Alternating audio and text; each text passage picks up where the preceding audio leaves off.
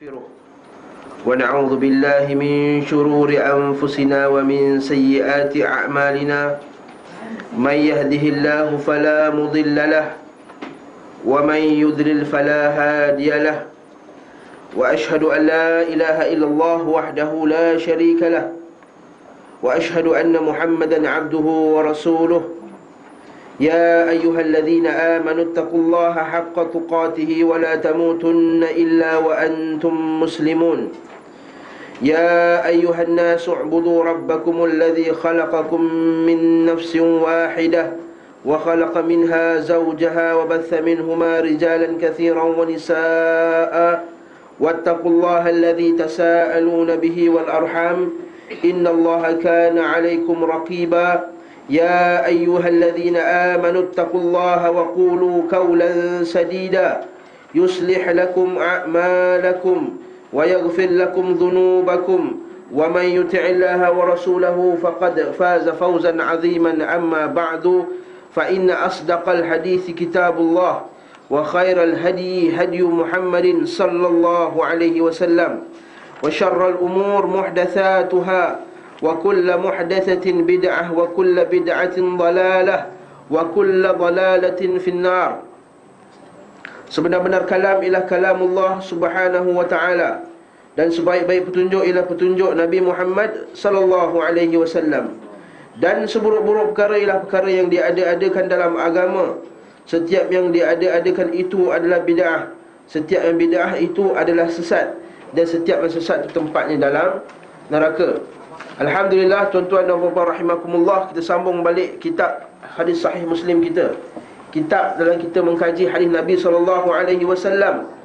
Sebab kita, bila kita mendakwa kita ahli sunnati wal jamaah, maka wajib ke atas kita mengetahui hadis-hadis Nabi SAW. Sebab itulah Imam Ahmad rahimahullah, dia sentiasa berdoa, ya Allah, ya Tuhanku, matikanlah aku dalam Islam dan di atas sunnah.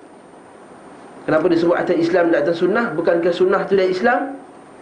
Dia nak memberi penegasan bahawa ramai orang yang mengaku Islam tapi dia tidak ikut sunnah Nabi SAW. Ramai yang ikut Islam. Di antara kita kata syarat-syarat orang yang ikut sunnah, dia harus menentang bid'ah. Dia harus menolak bid'ah. Kerana di sana ada hadis Nabi SAW seperti yang diriwayatkan oleh Al-Imam Al-Bukhari dan Muslim dalam sahihnya, dan juga dalam Al-Adabul Mufrad. Imam Al-Bukhari dalam hadis itu dia kata apa? Nabi SAW bersabda, Al-Madinatu haramun ma bainal air wa thur. Sungguhnya Madinah itu adalah suci, haram, tanah haram kan? Ma bainal air wa thur, di antara gunung air dan gunung Thur. Kalau nak tahu, sepadan Madinah, utara air, selatan dia Thur. Antara dua gunung ni lah kita panggil bandar tanah haram Madinah. Kalau masuk tanya kat Mutawif tu, mana satu gunung air, mana satu gunung Thur. Ya. Dan Nabi SAW kata, la'anallah man awa muhditha. La'anat Allah ke atas siapa yang mempertahankan ahli bid'ah dalam. La yaqbalullaha minhu sarfan wala adla. Dan Allah Ta'ala tidak akan menerima daripadanya amalannya yaumul qiyamah. Satu pun tak terima amalannya. Siapa buat bid'ah, pertama Allah Ta'ala kata, dalam hadis Nabi kata apa? La'natullah, la'anahullahul malaikatu la'anahullahu wal malaikatu wan nasu ajma'in. Pertama, siapa buat bid'ah, pertama Allah Ta'ala laknat dia, malaikat laknat dia, dan semua manusia melaknat dia. Yang kedua, wa man awa muhditha, la'anallahu man awa muhditha. Laknat Allah Ta'ala juga tadi orang yang buat bid'ah. Yang kedua, mempertahankan ahli bid'ah. Kata Al-Imam Nawawi rahimahullah, di antara mempertahankan bid'ah ialah bila orang buat bid'ah tak bagi tahu itu bid'ah, sedangkan kita mampu, ada kudrah, ada kemampuan untuk menolak benda tersebut, tapi tak tolak disebabkan nak mencari keredaan manusia, maka di situ kita kata dia termasuk dalam man awa muhditha, siapa mempertahankan ahli bid'ah. Ustaz, kita dah sampaikan, kita dah sampaikan, dia jawab apa, dia kata masjid sendiri buat macam tu. Kalau kita tak ikut, wa ma alaina illa al balagul mubin. Baca Yasin selalu malam Jumaat kan. Bukanlah ke atas kami, melainkan al-balagh. Tapi ada kita dah sampaikan. Dah sampaikan, lepaslah kita. Lepaslah. Ya. Fa in tawallaw faqulu ashhadu bi anna muslimun. Kalaulah mereka berpaling, katakanlah aku ini muslim, aku terima, engkau tak terima, sudah. Wa ma alaina illa balaghul mubin. Kan kita dengar ayat surah Yasin malam Jumaat baca dululah. Sekarang insya-Allah baca juga. Tapi bukanlah tiap-tiap Jumaat, insya-Allah. Jadi kita sambung bab hadis Nabi sallallahu alaihi wasallam. Kita masih lagi dalam Kitabul Iman, dalam hadis yang ke 14. InsyaAllah hari ini kita masuk hadis ke-14. Hadis yang sebelum ni kita bincang panjang berkenaan dengan hadis Dimam bin Tha'labah yang jumpa Nabi SAW. Dia tanya Nabi, Allahu khalaqas samawati wal ard, Allah Ta'ala akan mencipta langit dan bumi? Nabi kata, na'am. Allahu khalaqal jibal, Allah Ta'ala akan telah mencipta gunung. Allahu khalaqa ma baina samawati wal ard, Allah Ta'ala akan mencipta yang ke antara keduanya. Allah Ta'ala akan telah menurunkan kitab, Allah Ta'ala akan telah mengutuskan engkau. Nabi kata, na'am, na'am, na'am. Okay? Kemudian dia kata apa? Aku akan beramal, wala anqusu fi syai'in wala azid, aku tak tambah, aku takkan kurangkan. Nabi kata apa? La in aflaha wa abihi in sadaq. Demi bapakku, sekiranya dia betul, dia akan berjaya, kata Nabi sallallahu alaihi wasallam. Hadis yang seterusnya, hadis yang ke-14 ni hampir sama juga cerita dia. Sebab tu saya takkan huraikan panjang sangat, saya akan huraikan sikit-sikit sebab kita pergi tajuk selepasnya yang lebih mendalam pengajarannya. Hadis ke-14 ya. Tapi dia punya hadis itu buku surat sebelah dia. Bab penjelasan tentang iman yang dengannya bisa, yang boleh memasukkan ke dalam syurga. Hadis itu 14. Dia punya Arab dia sebelah dia, sebelum dia. Hadis nombor 14, buku surat sebelum dia. Baca kat situ. Nampak tak? Hadis nombor 14, buku surat sebelum dia. Buat dia punya Arab, matan dia. Kita baca matan dia supaya kita ambil barakah daripada hadis Nabi SAW. Bab penjelasan tentang iman yang dengannya boleh memasukkan ke dalam syurga, dan bahawa orang yang berpegang teguh dengannya. Bayan al-iman alladhi yadkhulu bihil jannah. Menjelaskan iman yang menyebabkan kita boleh masuk ke dalamnya, ke syurga, atau yudkhilu bihil jannah, wa anna man tamassaka bima. Okey, bahawa siapa yang berpegang dengannya akan masuk syurga. Haddatsana qala haddatsana Muhammad bin Abdullah bin Numair, telah berkata kepada kami Muhammad bin Abdullah bin Numair. Qala haddatsana abi, telah berkata kepadaku bapa aku. Nampak, ini maksudnya bapa dia muhadis, anak dia pun muhadis. Ini macam ni kita nak. Bapa ahli hadis, anak pun ahli hadis. Okey, bapa datang yayasan taklim, anak pun datang yayasan taklim juga. Contohnya lah. Okey, haddatsana abi. Tapi kalau kecil sangat jangan bawa, nanti kacau kita. Haddatsana Amr bin Uthman, telah menceritakan kepada kami Amr bin Uthman. Qala haddatsana Musa bin Talhah, telah menceritakan kepada kami Musa bin Talhah. Qala haddatsani Abu Ayyub, telah menceritakan kepada kami Abu Ayyub. Abu Ayyub ni sahabi, Abu Ayyub Al-Ansari. Abu Ayyub Al-Ansari kata, anna Arabiyan, bahawa seorang Arab Badawi. Ini isu yang sama juga kan. Apa-apa pun Arab Badawi, kalau ditanya Nabi, Nabi akan berhenti dan menjawab. Dia tengok ini adab Nabi SAW kepada orang yang mula-mula nak belajar. Kadang-kadang orang mula-mula nak belajar ni, soalan dia kan agak kadang-kadang menyakitkan hati sikit. Betul tak kan? Ustaz, kenapa solat ni waktu? Soalan kan, kenapa subuh 2 rakaat? Soalan dia macam tu lah. Betul tak? Kenapa Islam ni macam ni? Kenapa Ustaz? Saya itu baru kami cerita bab kencing. Nabi kencing berdiri ke kencing duduk? Kan hadis yang 2 hadis lah, hadis riwayat Tirmizi tu. Ada seorang tu dia kata, Ustaz, dia kata, kenapa kita nak fikirkan sangat pasal kencing berdiri? Kencing lah macam mana asalkan kencing keluar. Dia common sense, sebenarnya common sense. Jangan buat kotor, jangan apa, kan?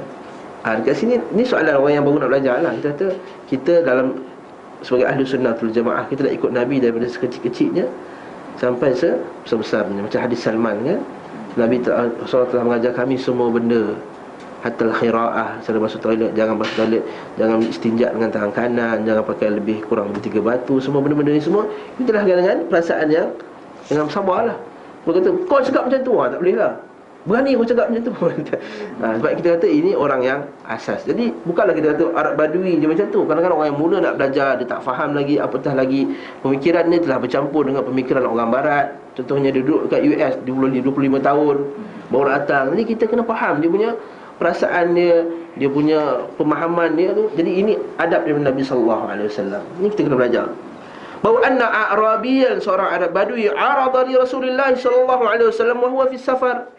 Dia halang Nabi, Nabi tengah bersafir, dia stopkan Nabi. Ini satu lagi. Kalau para sahabat buat macam tu, niscaya dah kena dengan Nabi SAW. Tapi ni Badui, apa pengajaran daripada situ kita dapat? So apa dia pergi halang Nabi? Sebab dia nak tanya Nabi, nak cari ilmu daripada Nabi SAW. Pengajaran ni dua. Pertama, kesungguhan Arab Badawi tadi untuk mencari ilmu. Nampak? Ada peluang, terus cari. Yang ni ustaz ada nombor telefon banyak, San Taklim ni dekat 10 ustaz. Tapi bila ada masalah, dia pergi Google juga. Pergilah tanya ustaz, telefon guru-guru kita ada ramai kat sini. Ustaz Ridwan, Ustaz Adli, apa semua pakar-pakar, Ustaz Fadlan, Ustaz Sulaiman Nordin. Satu. Sebab mereka tak akan bertanya, sebab tu dia tak tanya kawan sebelah. Yang Arab tadi, Arab Badui tadi, apa hukum ni, tak ada. Dia tanya kawan-kawan. Tidak, dia tanya kepada source, sumbernya. Itu cara mencari ilmu. Yang kedua,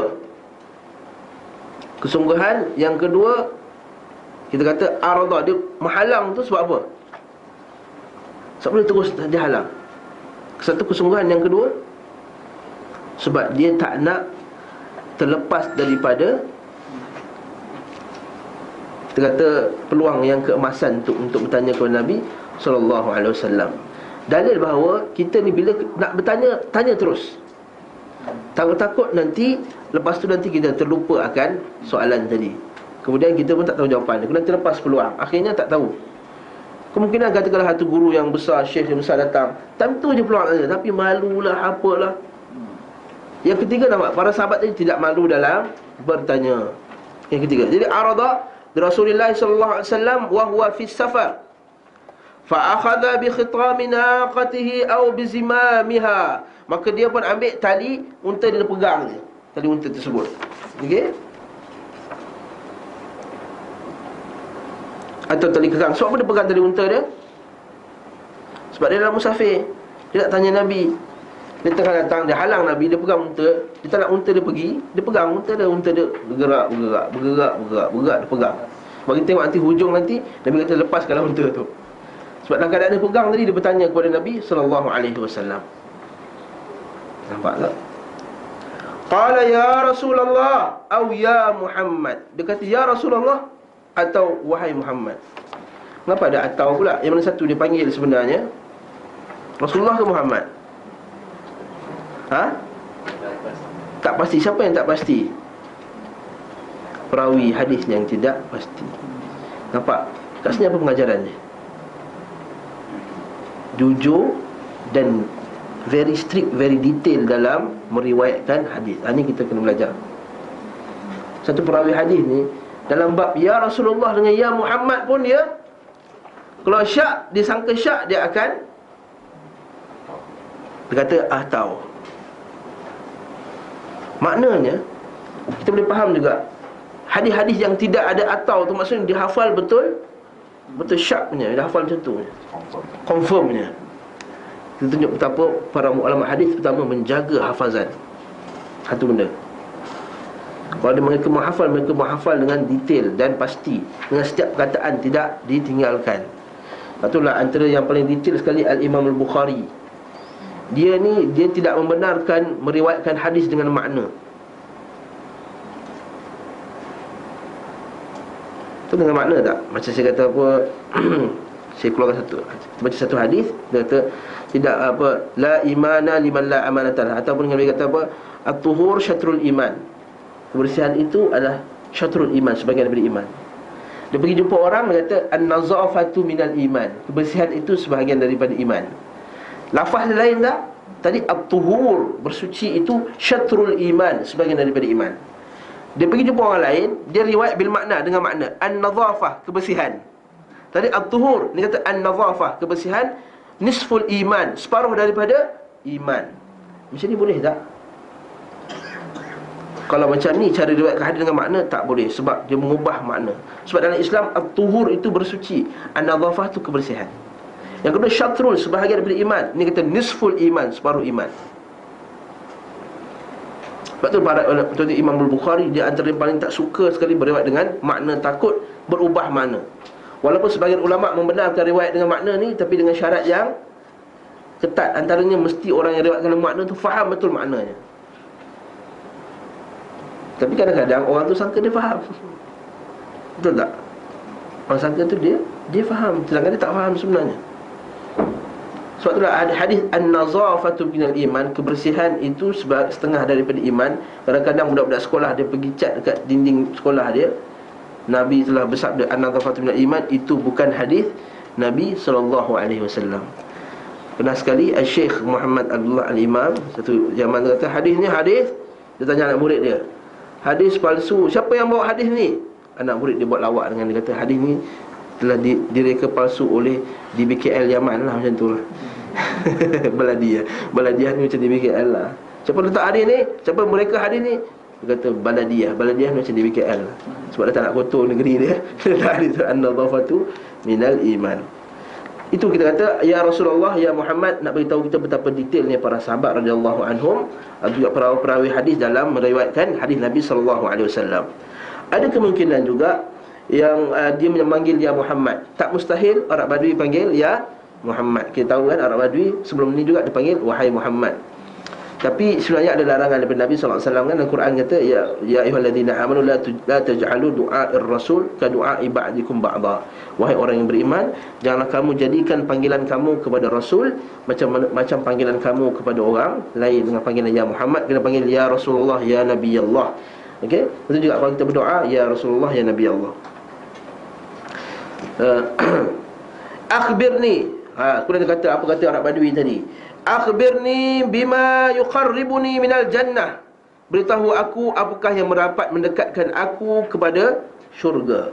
Wa ma yuba'iduni minan nar. Dan apa yang menjauhkan aku daripada neraka.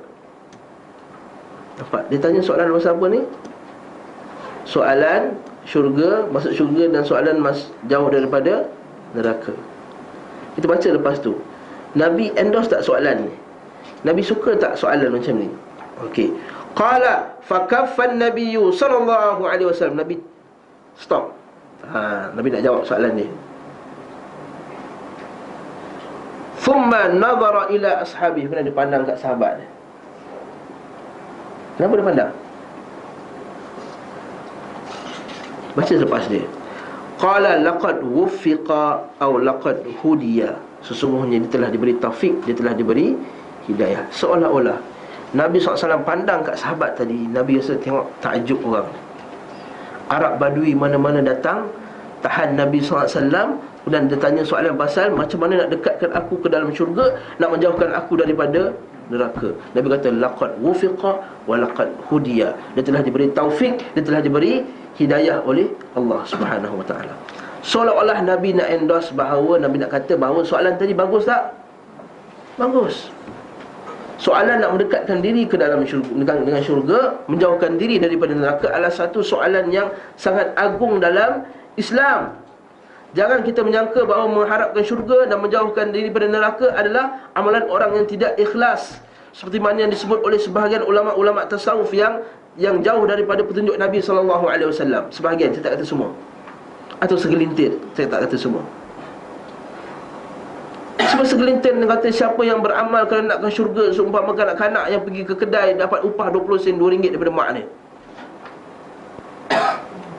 Ini kita ada satu penghinaan kepada Al-Quran dan hadis Nabi SAW. Hadis yang sama juga pernah diriwayatkan daripada Muaz. Kalau siapa ingat lagi dalam hadis 40 kita bincang dulu. Pernah juga Muaz tanya, ya Rasulullah, akhbirni beritahu aku tentang apa yang mendekatkan aku kepada syurga, menjauhkan aku daripada neraka. Apa jawapan Nabi? Laqad sa'alta an 'azim. Kamu tanya benda yang sangat agung. Fa innahu la yasirun 'ala man yassarahu Allah. Sungguhnya soalan nak masuk syurga ni, masuk syurga dan jauh daripada neraka ni mudah bagi siapa yang Allah Ta'ala mudahkannya. Maksudnya soalannya wajih, soalan yang patut ditanya oleh setiap orang yang beriman. Kita tidak menafikan bahawa taraf keikhlasan yang tertinggi terhadap seorang mukmin ialah mengharapkan keridaan Allah Subhanahu wa taala. Tak dinafikan. Dalam Al-Quran dalam surah At-Taubah Allah Taala sebut wa'adallahu al-mu'minina wal mu'minat jannatin tajri min tahtiha al-anharu khalidina fiha. Kami telah menjanjikan ke atas orang beriman, lelaki dan perempuan, siapa yang beramal saleh dan yang beramal saleh, bahawa bagi mereka ini syurga yang di bawahnya berjalan sungai. Tapi Allah Ta'ala sambung lepas tu, waridwanum minallahi akbar. Tapi keredaan daripada Allah Ta'ala itu lebih besar. Memang tak nafi, keredaan Allah Ta'ala itu yang paling tinggi. Bahkan di dalam syurga, nikmat yang paling besar itu bukan nikmat syurga itu sendiri. Nikmat apa? Dapat melihat Allah Subhanahu wa ta'ala. Betul dalam hadis yang sahih, Allah Ta'ala kata kepada ahli syurga, wahai ahli syurga, nak tak aku bagi kamu ganjaran yang lebih lagi daripada ni? Aku tambah lagi ganjaran. Para ahli syurga kata, ya Allah Tuhanku, apa lagi yang kami nak? Kamu dah bagi kami semua kebaikan. Syurga ada apa semua, makanan, pakaian apa semua. Lalu Allah Ta'ala menunjukkan dirinya, dan manusia semua pun nampak akan Allah Subhanahu wa ta'ala. Lalu mereka kata, inilah nikmat yang terbesar. Jadi kita kata keridaan Allah memang paling tinggi. Tapi tidaklah maksudnya menafikan orang yang beramal kerana syurga dan takut akan neraka. Faham tak hadis ni? Faham ya? Jadi janganlah terpedaya dengan aku tak nak masuk syurga, apa semua tu dah, tak layak masuk syurga. Cuma kita boleh komen dengan baik sikit lah. Kita tak adalah kita berhentam langsung syair tu. Syair tu adalah kita kata dia khurafat. Kita tak kata syair yang khurafat. Tuhanku, aku tidak layak masuk syurga-Mu, tapi aku tak upaya untuk menangi neraka-Mu. Oleh itu oleh itu ni lupa hadis, nyanyi sikit. Oleh itu kurniakanlah keampunan kepadaku, ampunkanlah dosaku. Sesungguhnya Engkau Maha Pengampun, Maha Dosa besar, kan? Kalau kat sekolah agama tu, malam Jumaat nyanyi tu, Tuhanku, aku tidak layak. Sekolah tu lah, alhamdulillah lah. Sekolah tu kan sekolah sunnah, sekolah bid'ah, syairah semua tak ada. Ini buat macam mana? Kita telah dididik dengan macam tu. Tapi kita kata, adakah syair itu salah 100%? Kita bagi dia reserve sikit lah. Kita kata itu ialah perasaan orang yang berdosa. Kita kata itulah perasaan orang berdosa ni, rasa macam tak layak masuk syurga, tapi aku tak sanggup masuk neraka. Kita reserve sikit lah dalam masalah tu. Cuma kita kata Nabi SAW kata, idza sa'alta fas'al firdaus. Bila berdoa, doalah minta firdaus. Yang kedua, bila kamu idza da'a ahdukum falyazim fa innallaha la yata'adhamuhu syai'un a'tah. Bila kamu nak berdoa kepada Allah Subhanahu wa ta'ala, falyazim, maka bersungguh-sungguh. Dia tak boleh kata, ya Allah, kalau kau nak masuk syurga, masukkanlah. Kalau tak nak, tak apalah. Tak boleh macam tu.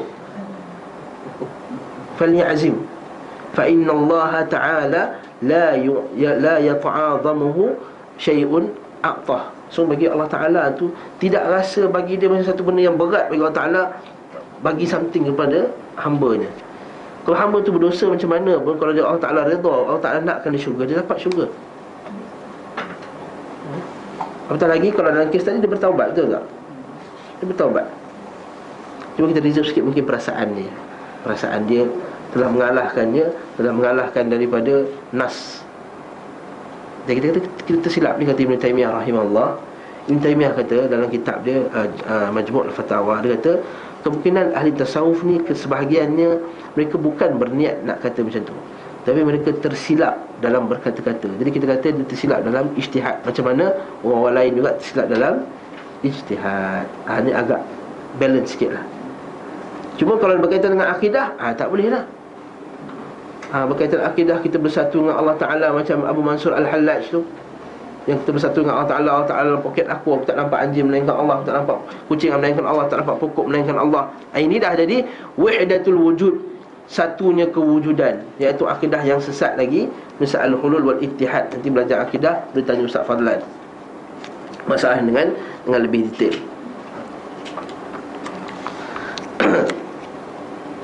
Thumma nadhara ila ashabihi, kemudian dia pandang pada sahabatnya,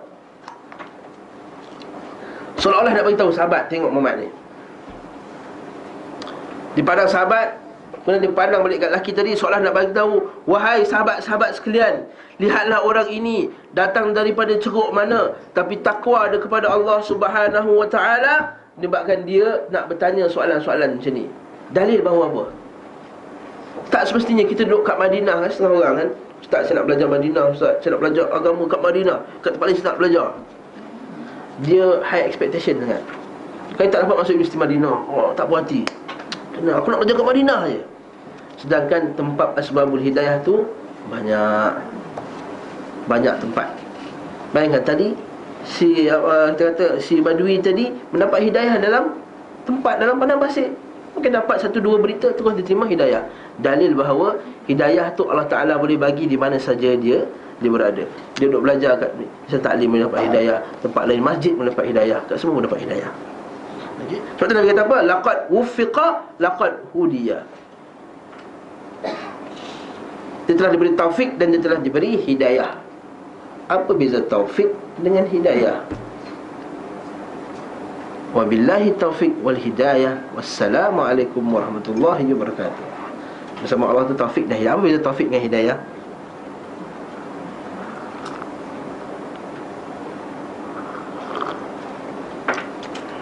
Taufik itu ialah qadar Allah ke atas seseorang untuk melakukan kebaikan. Allah Ta'ala mengkadarkan bagi dia, menjadikan bagi dia ni mudah menerima, dapat benda yang betul. Itu taufik. Setengah orang dia cari kebenaran tapi tak diberi taufik Allah SWT. Betul tak? Nak jadi baik adalah jadi tarikat tasawuf yang menyesatkan masuk Arqam. Nak jadi baik, insaf, masuk ayah pin. Nak jadi baik dan insaf, dia pergi jadi kuburi, ahli kubur, main gendang dalam masjid, lepas tu pergi kubur, berdoa kat kubur Nabi Hud, berdoa kat kubur Nabi makam Habib Nuh, berdoa dekat kubur Dul Sa'id, berdoa di kubur apa lagi? Pulau Melaka, Pulau Besar Melaka, lagi mana lagi? Negeri, setiap negeri ada mesti satu at least lah. Betul tak? Wali sekian, Wali Songo, Wali Songo. Saya letak gambar rumah dia tu, 9 Wali Songo, macam muka Imam Syiah je semua. Betul? Betul tak? Dia Syiah. Tidaklah Syiah tu masuk, melainkan masuk melalui tasawuf. Sebab pemikiran tasawuf dengan Syiah tu hampir sama. Pertama, mengagungkan guru, mengagungkan imam, menyembah kuburan. Percaya imam dia, percaya pada walinya ada karamah yang kadang-kadang bukan karamah pun, lebih daripada khurafat. Dia percaya pada imam dia boleh jadi buat benda tu. Percaya bahawa guru dia boleh tahu apa dalam hati, imam boleh tahu dalam hati. Beramal dengan hadis-hadis palsu. Syiah beramal dengan hadis palsu. Lepas tu kata Syekh Ihsan Ilahi Zahir, tidaklah satu tarikat tasawuf melainkan padanya ada Syiah di sebaliknya. Lepas tu mereka boleh duduk sama-sama. Boleh duduk sama-sama. Lepas tu kemana ada kita tengok mereka berperang bersungguh-sungguh menentang Syiah. Mereka orang yang tak menentang sungguh-sungguh, menentang habis-habisan Syiah. Kecuali Ahbas lain lah. Kita tarikat tasawuf, kita tak payah bincang masalah ni, masalah hati.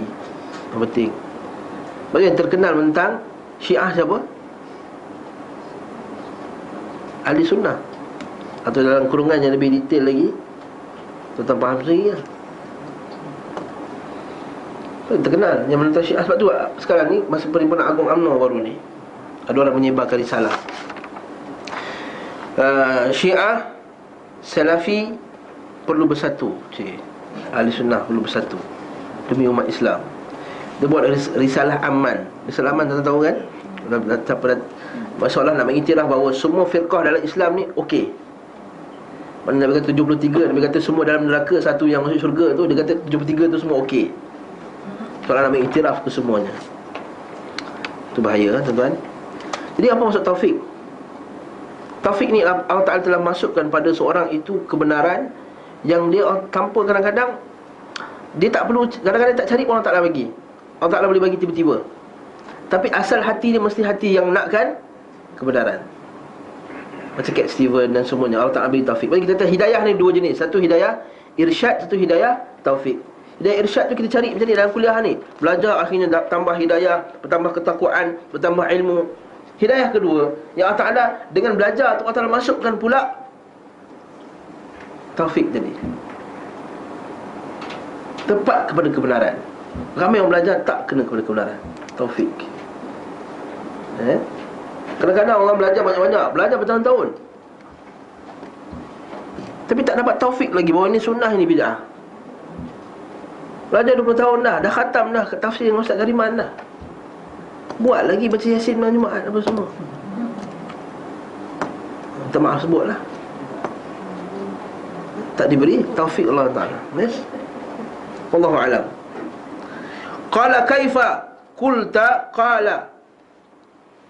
Bagaimana dia kata? Macam mana nak masuk syurga tadi? Qulta qala fa'ada, maka dia pun ulang. Faqala Nabi sallallahu alaihi wasallam, macam nak dapat syurga tadi, jauh dari neraka, an ta'budallaha la tusyriku bihi syai'a, sebab Allah jangan mensyirikkan dia dengan sesuatu. Dalil bahawa sembah Allah tapi syirik dengan Allah Ta'ala jadi tak jadi. Bukanlah syarat tu sembah Allah sahaja, syarat dia mesti sembah Allah dan menolak syirik. Dalil bahawa syirik tu memang wujud di kalangan umat Islam. Nak bagi tahu bahawa kamu sembah Allah, jangan buat syirik. Maksudnya berlaku tak orang yang sembah Allah dan buat syirik? Berlaku lah, sebab Nabi kata jangan buat syirik. Dia bukannya bila sembah Allah automatik dia tak buat syirik. Tidak, tak semestinya.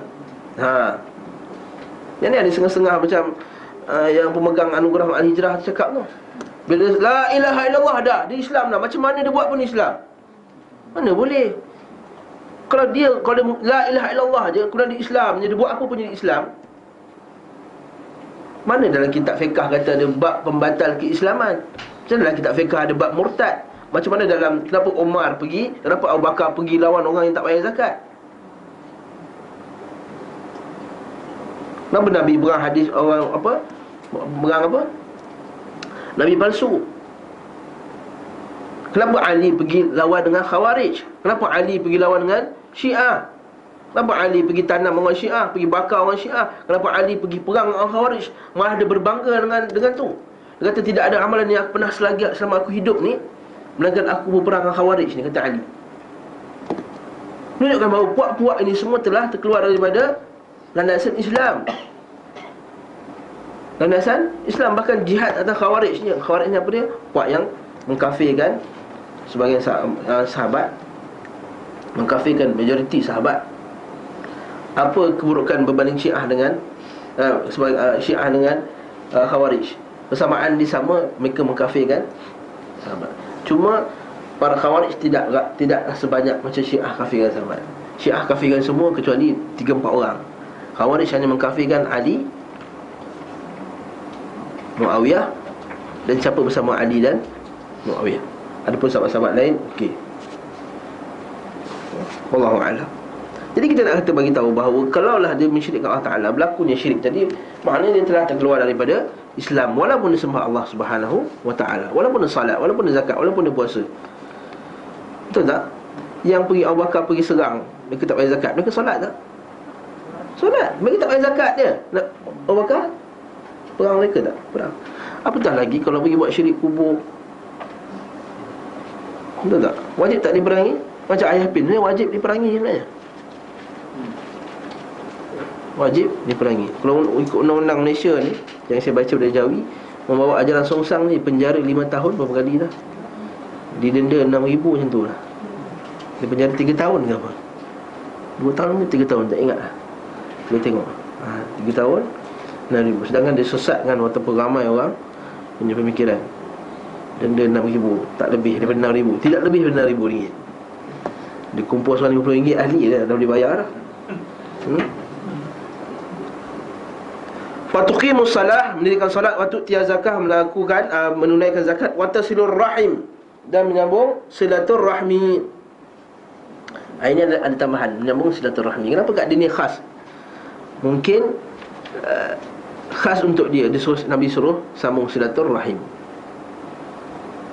Kadang-kadang ada yang ni lebih, ada orang tu dia dapat kurang. Macam kita kata dalam hadis Sahih Muslim nanti, ada bab Nabi suruh tinggalkan daripada Wafdun Amil Qais, satu puak Bani Qais.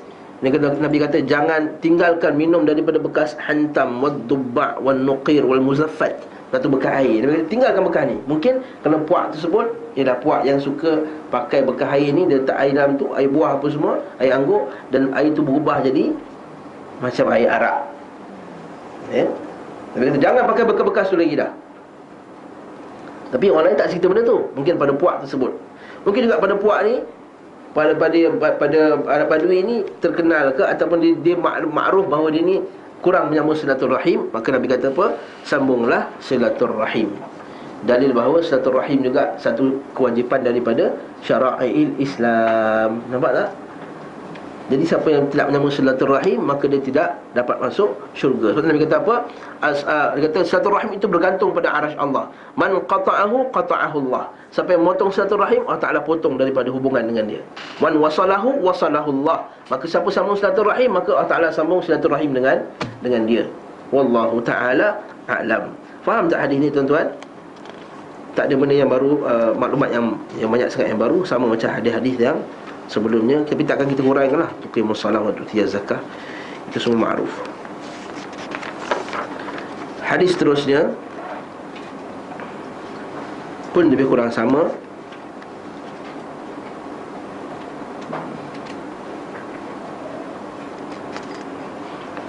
Sama juga 15 pun sama hadisnya. Dan 16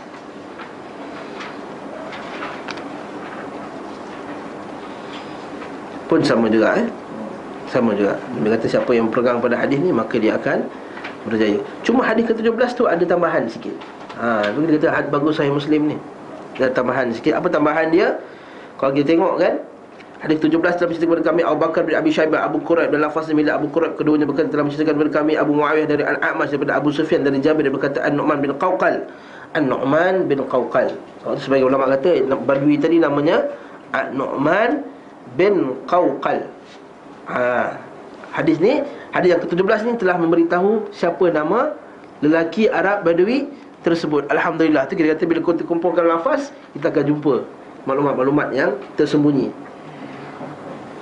Apa yang pendapatmu apabila aku mengerjakan solat wajib, mengharamkan sesuatu yang haram dan menghalalkan sesuatu yang halal, apakah aku akan masuk syurga? Yang ni lain pula soalan dia. Kalau aku menghalalkan yang halal, mengharamkan yang haram, maksudnya apa? Maksudnya apa yang Allah Ta'ala telah haramkan, aku anggap dia haram dan aku tinggalkan. Aku beriktikad bahawa benda tu haram. Apa yang Allah Ta'ala telah halalkan, aku percaya bahawa benda tu halal dan aku boleh pakai kan, boleh makan. Nampak? Ini kita nak bagi tahu apa dia? Nak bagi tahu kita bahawa halal dan haram itu milik siapa? Allah, musyarri' faqat. Halal dan haram yang pasti hanyalah milik Allah Subhanahu wa ta'ala. Sebab itulah kita tak boleh haramkan sesuka hati. Haram makan McD, tak boleh. Nak boykot tapi tak ada kata haram makan McD. Sebab apa kamu mengharamkan yang halal, menghalalkan yang haram, tak boleh. Ya betul, kita dalam keadaan telah memboykot apa semua. Siapa nak boykot lah. Siapa rasa memang betul McD tu memang, siapa rasa lah.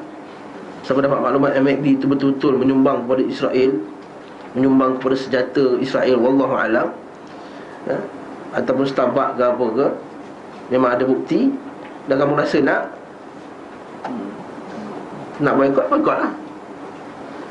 Tapi jangan halalkan apa, nak haramkan apa yang halal. Haram makan burger McD, mana boleh. Kalau daging tu sembelih dengan betul apa semua.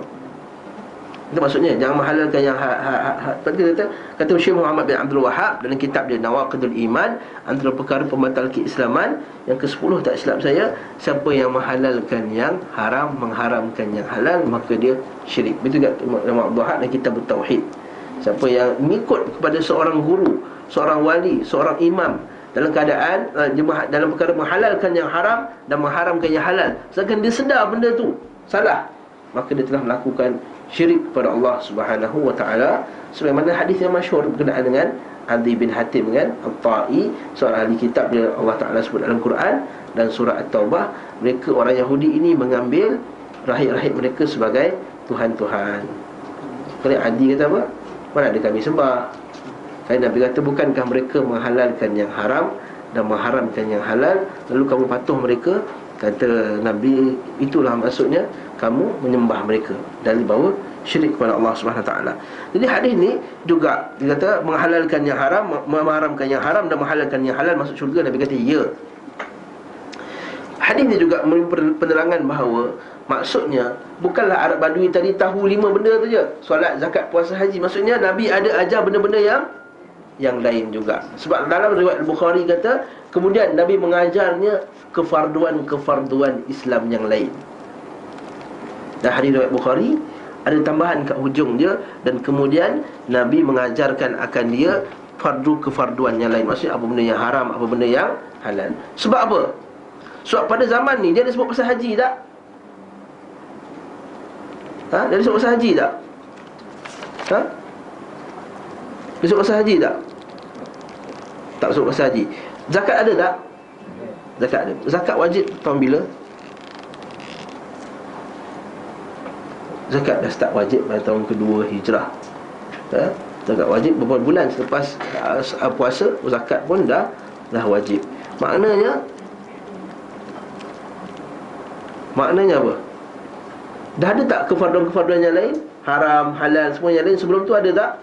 Ada, alhamdulillah. Jadi bila ada, maksudnya Nabi mesti tak ajar dia benda yang lain? Mesti ajar. Sebab mustahil Nabi ajar benda tu saja, kemudian benda-benda fardu, benda-benda yang haram lain Nabi tak ajar. Sebab apa? Kalau dia buat benda, dia salat, zakat, puasa haji, dia buat benda yang haram, boleh selamat lagi tak? Dia insya-Allah selamat, tapi tidak lagi terlepas daripada azab api neraka. Dari bahawa Nabi juga ajar benda-benda yang lain, faraid. Sebab tu dalam riwayat Al-Bukhari dia kata, "Tsumma 'allamahu Rasulullah sallallahu alaihi wasallam faraidal Islam." Kerana Nabi mengajar akan dia kefarduan-kefarduan Islam yang lain. Alhamdulillah. Alhamdulillah.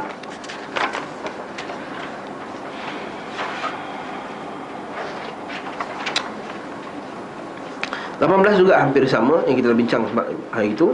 Jadi dia tak akan tambah apa-apa pun. Biar Allah tidak akan menambah atas amalan tersebut sedikit pun, sama juga. Maka dia tak ada masalah dia. Ada soalan tak? Mari kita masuk hadis yang seterusnya, hadis ke-19. Penjelasan tentang rukun-rukun Islam dan tiang-tiangnya yang agung. Bayan arkanil Islami wa da'aimihi. Siapa nak belajar bahasa Arab lah. Da'aim. Wa da'aimihil 'idham, dan tiang-tiangnya yang agung. Bahawa Islam ni ada tiang. Haddatsana, telah menceritakan kepada kami. Bukan, salah saya sebut. Qala haddatsana, telah berkata Imam Muslim, telah menceritakan kepada kami. Kalau saya baca haddatsana terus, saya telah bersalah. Ini tak ada adab dalam baca kitab hadis. Sebab haddatsana itu telah menceritakan kepada kami. Siapa yang ceritakan? Siapa yang menceritakan kepada kami? Imam Muslim telah ceritakan kepada dia. Kalau saya kata haddatsana, seolah saya yang terima hadis itu daripada Muhammad bin Abdullah. Silaplah. Qala al-muallif, atau qala, telah berkata Imam Muslim, haddatsana Muhammad bin Abdullah bin Numair Al-Hamdani, telah menceritakan kepada kami Muhammad bin Abdullah bin Numair Al-Hamdani. Nampak tu, dah hafal nama orang sampai atuknya yang ketiga. Kita atuk kita yang ketiga pun kita was-was lagi nama ya. Abdullah bin Numair Al-Hamdani, ini orang Arab. Al-Hamdani Al-Kufi, daripada Hamdan dan juga Kufi, Kufah. Ini perawi hadis dah. Ini guru kepada Imam. Guru kepada Imam. Siapa ni? Muhammad bin Abdullah bin Numair Al-Hamdani, guru kepada Imam Muslim lah. Telah menceritakan kepada kami. Jadi siapa guru dia? Guru Imam Muslim lah. Guru Imam Muslim, Muhammad bin Abdullah bin Numair Al-Hamdani, qala haddatsana Abu Khalid, telah menceritakan kepada kami akan Abu Khalid.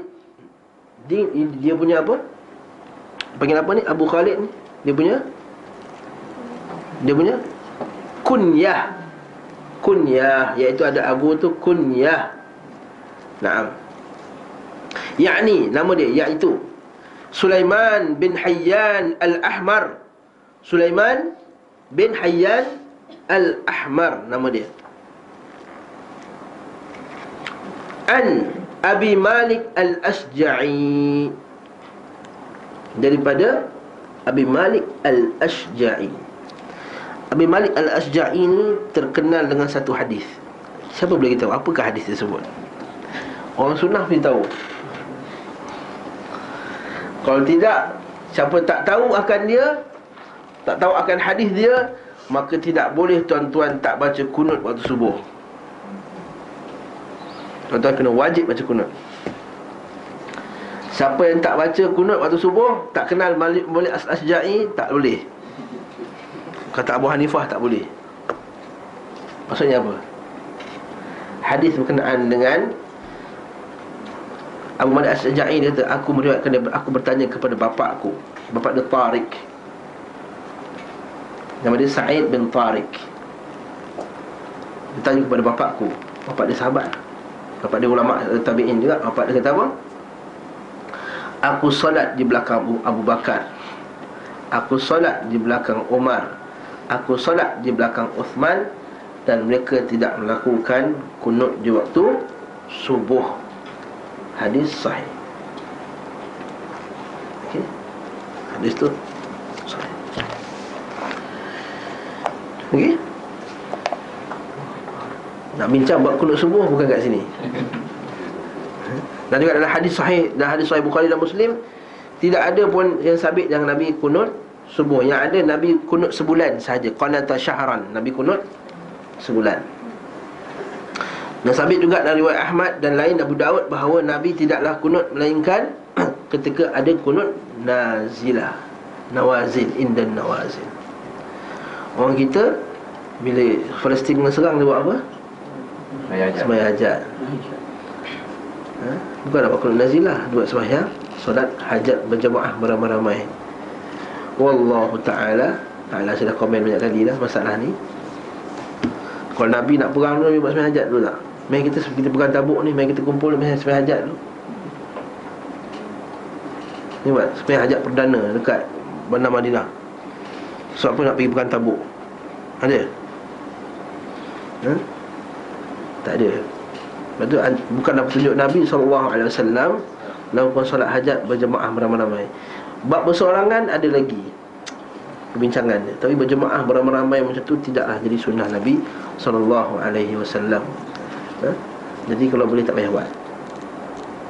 Kalau ustaz kan tak boleh, berdoa je. Kalau cakap ala-ala tak boleh tu, kita bagi banyak-banyak cerita dia. Lepas kita buat solat sunat qabliyah subuh berjemaah.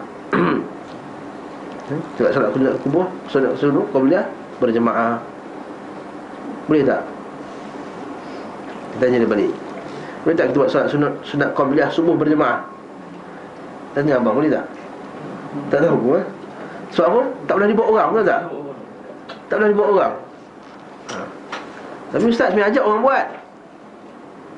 Kalau dia buat orang memang tak boleh lah orang buat. Kita kata Nabi pernah buat tak solat sunat qabliyah subuh berjemaah? Tak boleh. Kalau kata kenapa tak boleh pula buat berjemaah 27 kali ganda? Tak nak 27 kali ganda?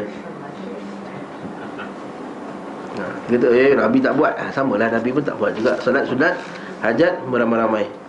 Sambung. Lepas tu dia kata apa? Jadi hadis Abi Malik Al-Ashja'i dah meriwayatkan hadis berkenaan dengan kunut tadi.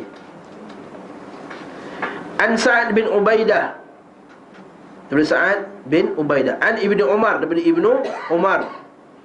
Ibnu Umar semua kenal, min ajal sahabah, antara sahabat yang paling hebat, yang faqih, antara juga yang banyak meriwayatkan hadis Nabi sallallahu alaihi wasallam.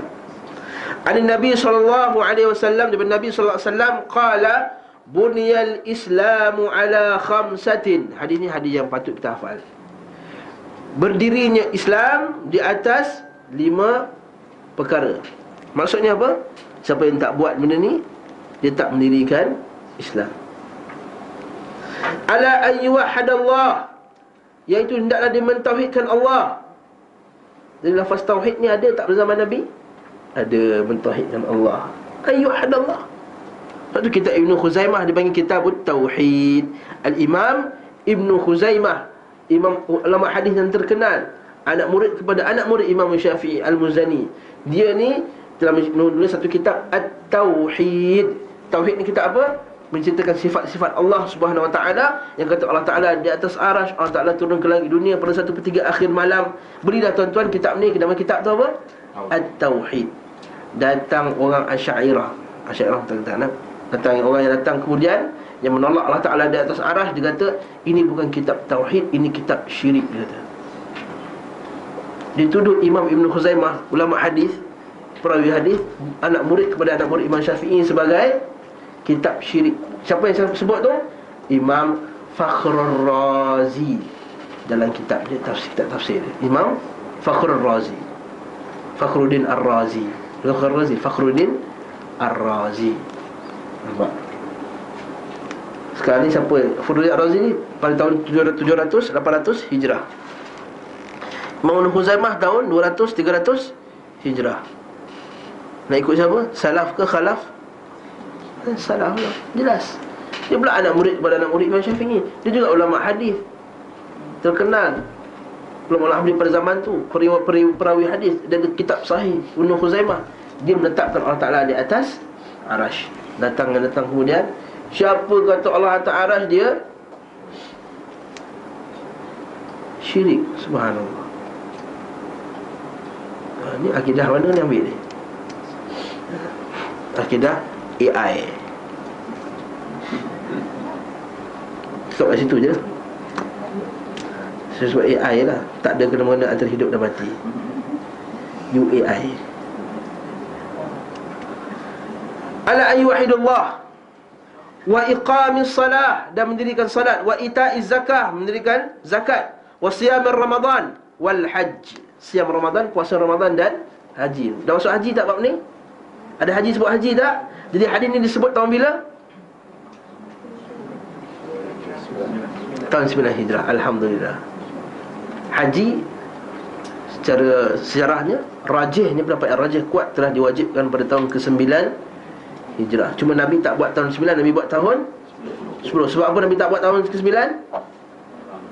Sebab apa Nabi tak buat tahun ke-9? Adakah Nabi saja-saja tangguh? Sebab boleh tangguh. Haji kan wajib kena tangguh. Tangguh dah dulu, kita tunggu pencen. Ataupun kita pusing dengul dulu, baru kita taubat last sekali. Tunggu seru. Bukan. Kenapa Nabi tangguhkan tahun ke-10? Sebab ada berhala dekat Kaabah. Sebab masih lagi ada orang musyrik yang pergi tawaf dekat situ. Ada orang musyrik masuk. Lalu Nabi hantar siapa? Nabi hantar siapa? Abu Bakar As-Siddiq dengan Ali radhiyallahu an, buat pengumuman lepas ini, alla yatufa fil baiti uryanan, tak boleh masuk, tak boleh lagi tawaf dalam keadaan bogel. Orang musyrik tak boleh lagi tawaf. Lagi apa lagi? Last sekali, berhala semua dihancurkan. Alhamdulillah. Lepas tu Nabi buat tahun ke-10. Nabi tak pergi sebab ada halangan. Jadi kat sini ulama keluarkan hukum bahawa haji itu wajib alal faur. Cukup duit, cukup keselamatan, anak-anak boleh jaga, wajib tak pergi? Wajib. Jangan tangguh. Hadis ni bagi tahu juga kepada kita, kemudian dia kata wasiyamir Ramadan wal hajj. Faqala rajulun, berkata seorang lelaki, al hajj wasiyam Ramadan, haji dan siam Ramadan. Maksud dikedepankan haji daripada puasa. Nabi kata qala la siyamur Ramadan wal hajj hakadha sami'tuhu min Rasulullah. Berkata Ibnu Umar, tidak, puasa dan Ramadan, begitulah kami mendengar daripada Rasulullah SAW. Jadi jawapan ni daripada siapa? Daripada Ibnu Umar. Berkata lelaki pada Ibnu Umar, wahai Ibnu Umar, apakah haji lalu puasa Ramadan? Tidak, puasa Ramadan baru haji, susunan dia. Sebab apa? Sebagai ulama kata sebab Ramadan wajib terlebih dahulu berbanding haji. Ramadan wajib, puasa tahun berapa? Tahun berapa wajib Ramadan? Tahun berapa tuan-tuan? Tahun kedua Hijrah. Tahun kedua Hijrah. Jadi dia depan dahulu. Yang kedua pula, sebab apa dia ke depan? Sebab dia itu wajib semua orang lebih ada kemampuan untuk berpuasa berbanding dengan haji. Sebab tu kita ke depan kan. Kenapa Islam itu terdiri daripada 5 benda ni?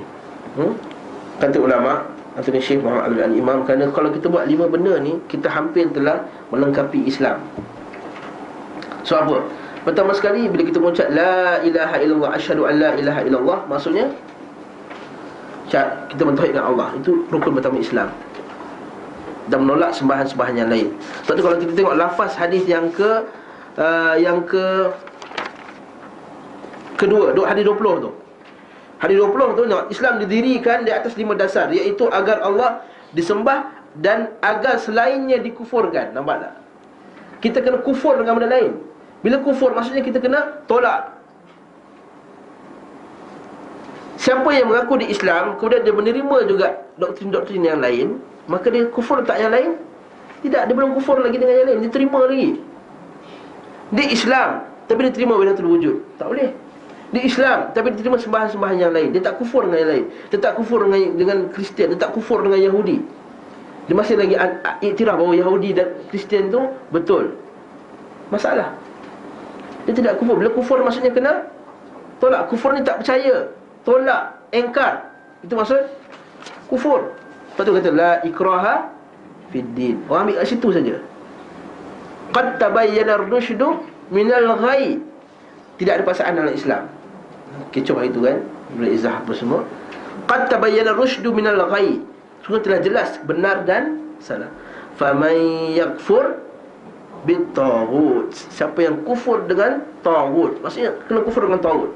Wa yu'min billah, dan telah beriman dengan Allah Ta'ala, faqad istamsaka bil urwatil wuthqa, maka dia telah berpegang dengan tali yang kukuh. Apa dia?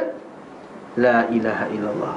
Maknanya syarat la ilaha illallah mesti kufur dengan yang lain. Lepas tu dalam hati kita tak boleh tengok kekufuran, redha, tak boleh. Tengok berhala besar tu dekat highway, tepi highway tu, rasa tak boleh, dia tak boleh rasa redha. Kalau rasa redha, problem. Dia tak nak kufur dengan benda tersebut. Faman yakfur bil taghut, baru dia jadi faqad istamsaka bil urwatil wuthqa. Lepas tu kalau kita mengucap dalam syarat yang pertama la ilaha illallah, dah lengkap dah. Yang kedua, wa asyhadu anna Muhammadar Rasulullah. Apa di situ ada apa? Menolak segala. Bila kita mengucap wa asyhadu anna Muhammadar Rasulullah, kita tolak jalan selain untuk menuju Allah, melainkan jalan Rasulullah SAW. Ittiba'. Ini rukun kedua. Nak menuju Allah bukan sekadar tauhid, tapi ittiba' tak ada. Kena ada ittiba' Nabi SAW. Dengan itu kita menolak segala bid'ah. Nombor satu, menolak segala syirik. Nampak tak? Orang tak faham. Dia mengucap asyhadu anna Muhammadar Rasulullah, aku mengucap bahawa Muhammad itu pesuruh Allah, utusan Allah, petunjuk daripada Allah Ta'ala, tapi buat benda lain. Nak petunjuk Allah, petunjuk Nabi kata tak ada buat solat hajat ketika nak pergi perang. Kita buat. Baca Qur'an nazilah tak nak buat sebab tak hafal. Tak hafal, jangan jadi imam. Ambil orang lain jadi imam. Banyak ustaz-ustaz kita berbalik Madinah ni yang tak ada kerja, terpaksa jadi cikgu JK, terpaksa jadi cikgu-cikgu, baik jadi imam. Tak semua macam doa kunut tak hafal. Imam 2, imam 3, tak nak sebut masjid mana. Kau kena kan malu pula jemaah tu. Kata, "Mam, buatlah kunut nazilah." Dia kenapa buat? Solat tak hafal. Pergilah hafal kejap Jumaat, sebab dia keluar circulation daripada. So buat pagi tu, pergilah hafal lah kejap, setengah jam tak boleh hafal. Susah. Allahumma la'in Yahud, Allahumma la'in Nasara, Allahumma la'in Israel,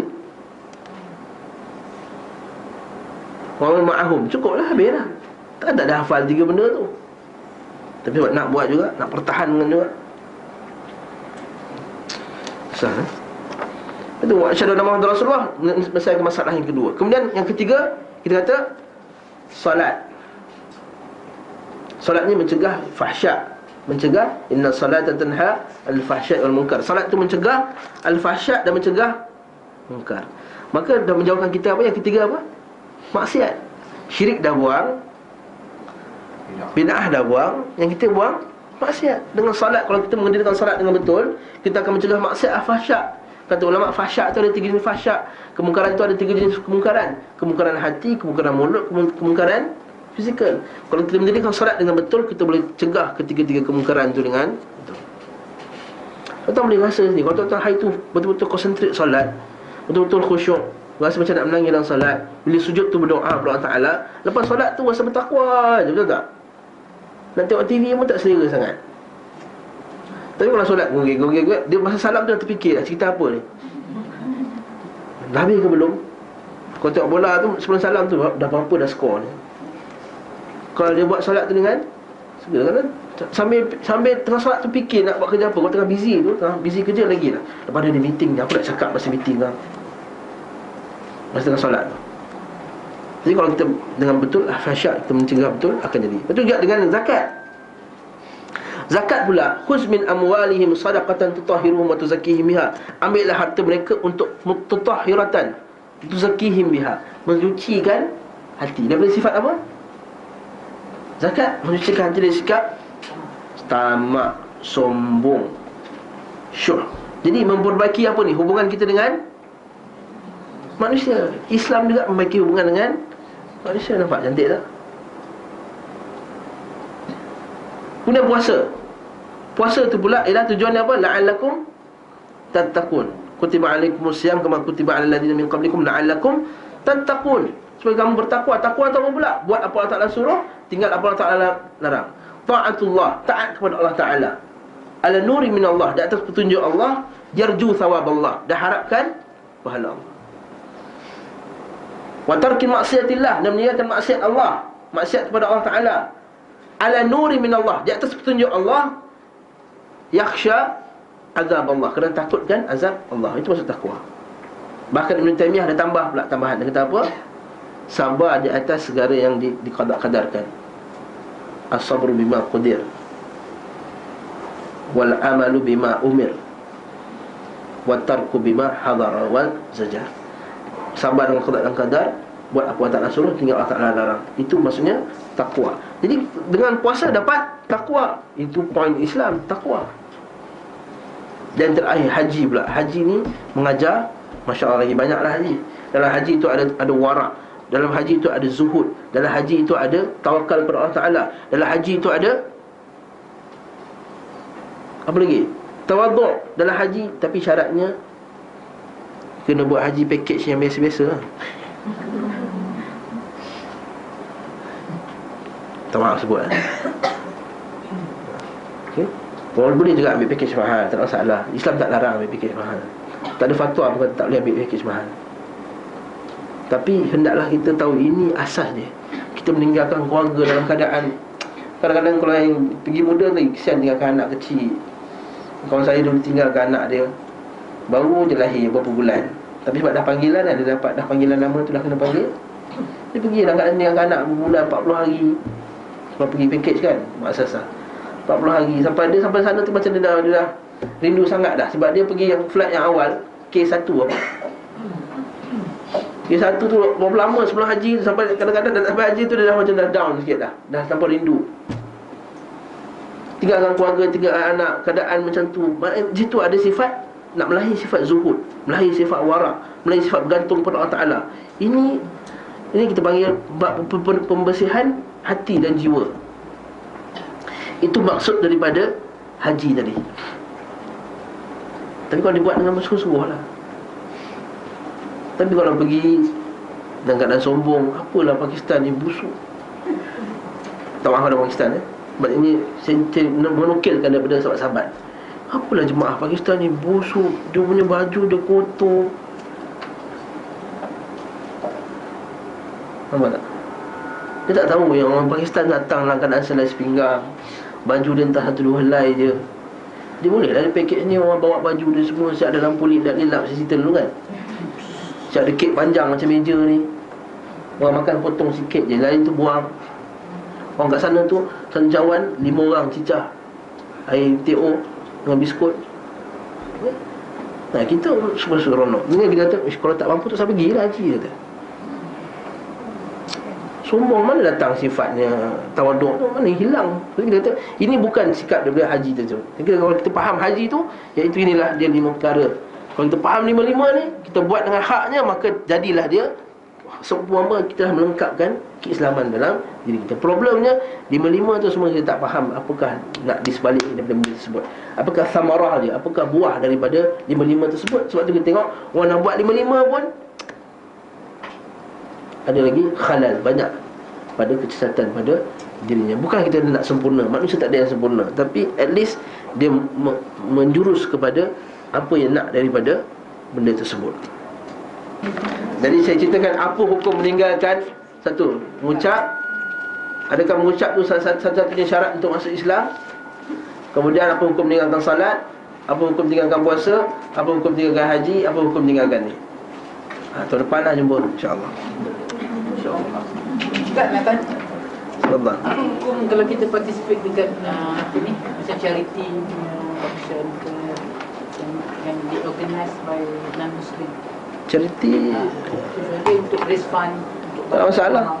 Badan amal, tapi badan amal mana dia masuk ni? Badan amal amal mana ni? Kalau amal tu betul amal lah. Orang sakit kanser, kalau orang apa ke, tak ada masalah. Tapi kadang-kadang amal ni kita kena hati-hati juga. Kadang-kadang amal tu amal mana? Memang amal nampak pada nama dia elok, tapi kadang-kadang dia buat maksiat dalam tu. Kumpulan-kumpulan dia amal, tapi dia buat maksiat dalam tu, mengajak orang kepada maksiat. Contohnya baru-baru tahun lepas ke, Greenpeace ke apa tak buat. Greenpeace tu yang tu lah, konsep Greenpeace untuk mengutip duit untuk menghalang daripada POS dibunuh. Dia buat halang POS dibunuh, pokok tu dia pun terbogel-bogel, lompat-lompat situ apa semua. Ini tak boleh join lah. Asas dia senang. Konsep dia wa ta'awanu 'alal birri wat taqwa wa la ta'awanu 'alal ismi wal 'udwan. Bertolonglah kamu dalam kebaikan, jangan kamu bertolong dalam kejahatan dan kekufuran. Itu asas dia. Kalau dalamnya ada pertolongan dalam kekufuran, pertolongan dalam maksiat, maka tak boleh kita tolong, haram.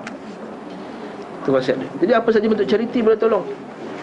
Allahu a'lam. raise fund untuk apa, rumah-rumah Amal tak ada masalah.